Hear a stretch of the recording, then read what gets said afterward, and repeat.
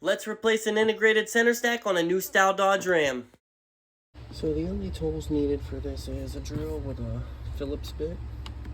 You need a T15 Torx bit socket, 10mm on an electric ratchet to remove the battery, and a trim tool of your choice. I chose to use a plastic one. What you want to do is disconnect the negative battery terminal.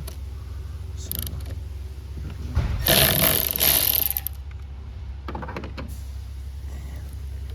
there we go. So you have the battery disconnected. You go to the top of the radio, remove this panel. There's 2 screws.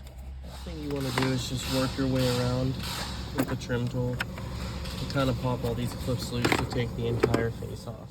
At this point in the video, I'd removed all of the clips and taken the integrated center stack over to my box to start transferring the screen over to the new integrated center stack.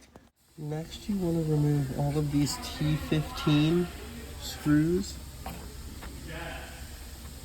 There should be 6. There's 10 of them altogether.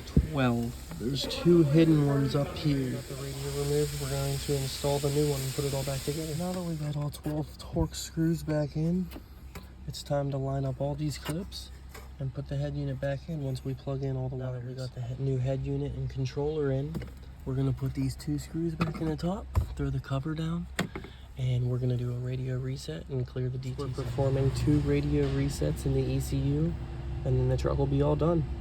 I hope you all enjoyed fixing stuff today, and like always, comment or subscribe for more content.